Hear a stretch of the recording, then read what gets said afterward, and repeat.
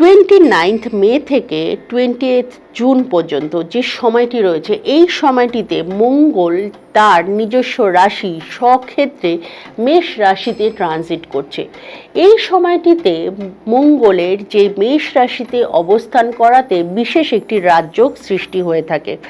জ্যোতিষশাস্ত্র মতে মঙ্গল যদি তার স্বরাশি বা উচ্চ রাশিতে অবস্থান করে এবং সেটি যদি কেন্দ্রস্থান হয় তার লগ্ন সাপেক্ষে, এই সময়টিতে রুচক নামে একটি রাজযোগ সৃষ্টি হয়ে থাকে। এই রাজযোগের ফলে আপনার জীবনে বিশেষ কিছু লাভ আপনারা পেয়ে থাকবেন। যাদের জন্মছকে রাজযোগ থাকে, এই রুচক রাজযোগটি থাকে, তাদের ভূমি বাড়ি সম্পত্তি সংক্রান্ত বিষয়ে লাভবান হয়ে থাকেন।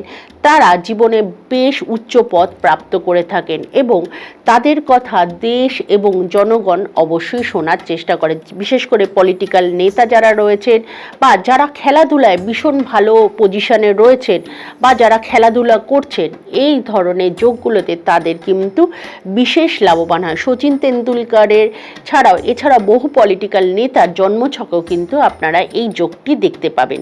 এই রুচক নামক রাজযোগটি সৃষ্টি হচ্ছে মকর রাশি তুলা লগ্নের যারা জাতক জাতিকারা রয়েছে তাদের সাথে সাথে কর্কট এবং মেষ রাশির জাতক জাতিকাদের।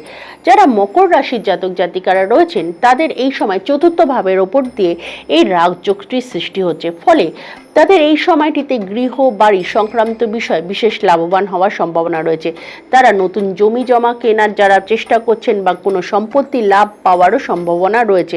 এছাড়াও জনসংযোগও তাদের মধ্যে বৃদ্ধি পেতে পারে। তাই এই সময়টিকে অবশ্যই কাজে লাগান। তবে যে কোনো বিষয় কোনো সিদ্ধান্ত নেওয়ার ব্যাপারে তাড়াহুড়ো করবেন না, ধীরে সুস্থে চিন্তা ভাবনা করে অবশ্যই পদক্ষেপ নেবেন। এতে অবশ্যই আপনার জীবনে শুভ কোনো পরিবর্তন আসবে। খুব ভালো থাকবেন এবং আপনাদের যাদের এই যোগটি সৃষ্টি হচ্ছে যাদের লগ্নে, তারা অবশ্যই কমেন্ট করে জানাবেন এবং আপনাদের সকলের মূল্যবান মতামত অবশ্যই জানাবেন। ধন্যবাদ আপনাদের সকলকে, ভালো থাকবেন।